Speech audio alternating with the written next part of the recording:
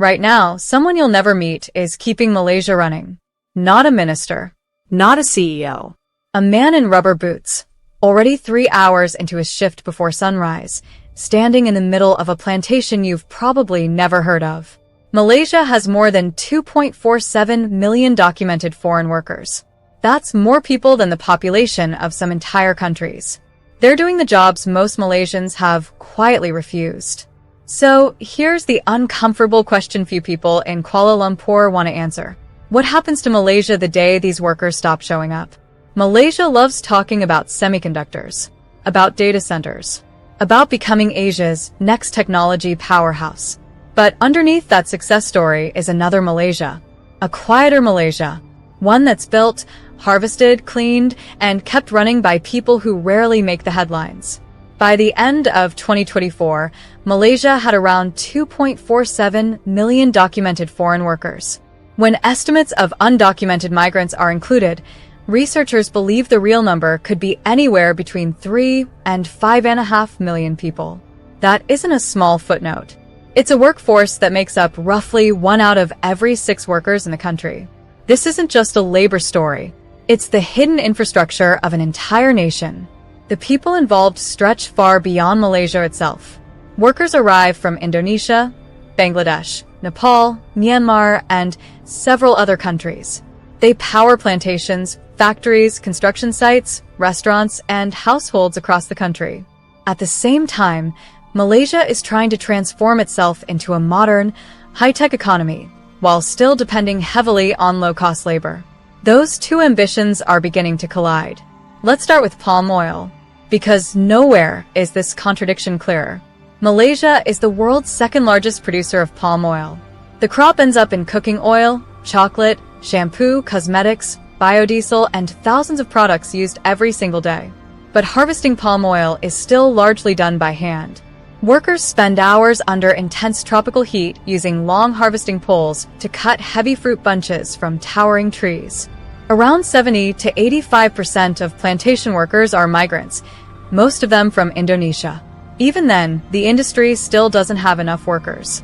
According to the Malaysian government, labor shortages cost the palm oil industry around RM 7.9 billion every year because ripe fruit is left to rot before anyone can harvest it.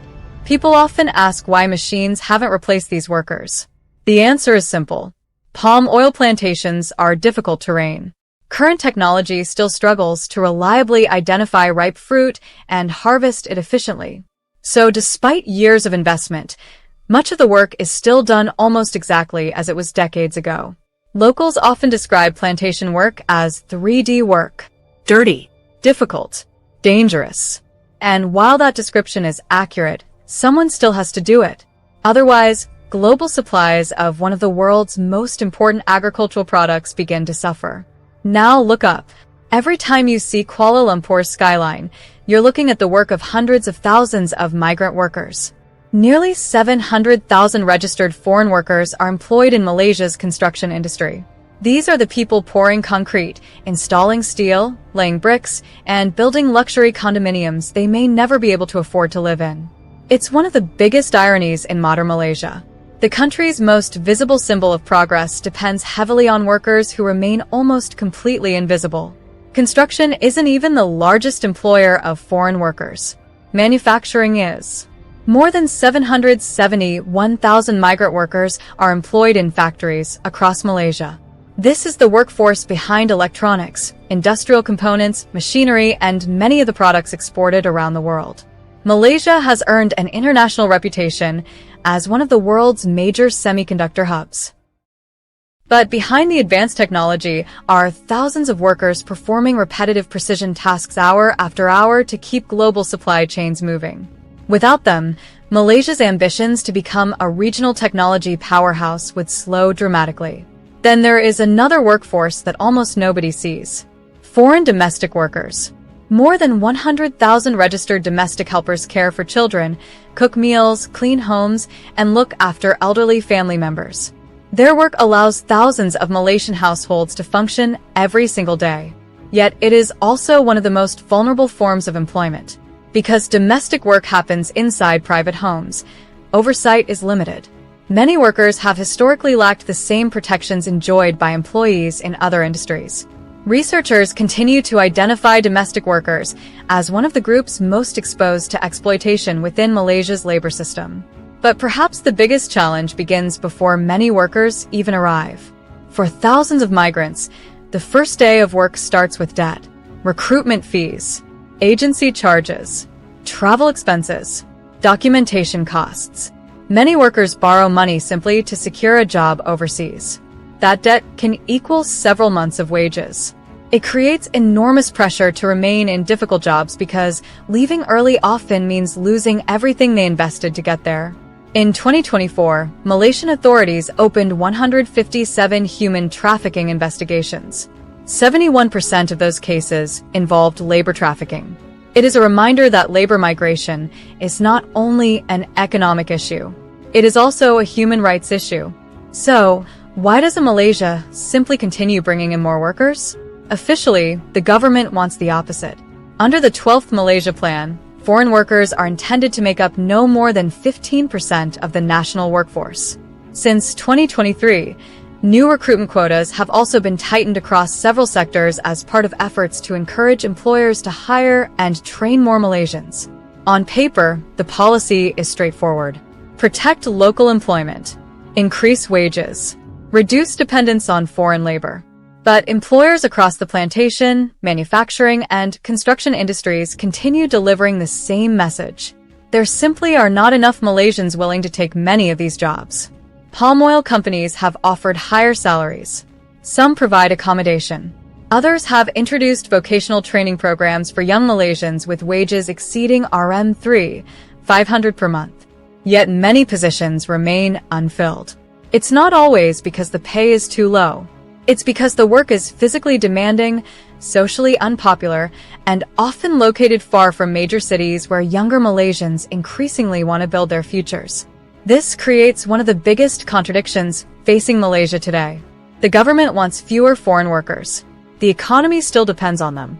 Trying to reduce that workforce too quickly risks slowing production, delaying construction projects, reducing exports, and weakening industries that contribute billions to the national economy. Malaysia also faces growing competition. Indonesia is expanding its own palm oil industry and competing for many of the same workers.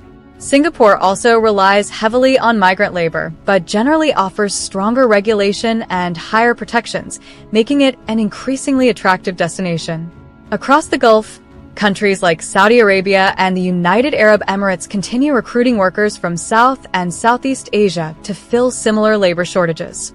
In other words, Malaysia isn't competing only in global markets. It's competing for workers too. And countries offering better wages, stronger protections, and better living conditions are becoming increasingly attractive. So, why should any of this matter to you? Because this workforce touches everyday life, whether you live in Malaysia or not. The cooking oil in your kitchen, the chocolate you eat, the electronics on your desk, the apartment buildings rising across Kuala Lumpur. Behind many of those products and projects are workers whose names most people will never know. This isn't an invisible issue. It's simply one we've chosen not to notice. So, where does Malaysia go from here? There are two possible futures. In one future, the country invests seriously in reform, better wages, stronger labor protections, fairer recruitment systems, faster mechanization where technology can realistically replace dangerous, manual work. The workforce becomes more stable, industries remain competitive, and Malaysia continues moving toward its high-income ambitions. In the other future, labor shortages continue growing. Recruitment becomes more difficult. Workers increasingly choose other destinations. Harvests remain uncollected. Construction slows. Factories struggle to meet demand. And the country's high-tech ambitions begin colliding with a labor crisis that was never fully addressed. That choice isn't being made through one dramatic announcement. It's happening quietly. One policy, one quota, one decision at a time. History doesn't always arrive with headlines. Sometimes it simply clocks in before sunrise. So, here's my question for you. If every foreign worker in Malaysia disappeared tomorrow, the plantation workers, the construction crews, The factory employees. The domestic workers. How long do you think the country could keep running? A week? A month? Longer than that? Let me know what you think in the comments below. If this documentary changed the way you see Malaysia's economy, don't forget to like the video and subscribe to the channel. Because in the next episode, we're going inside the recruitment agencies and uncovering how debt becomes one of the biggest businesses behind labor migration.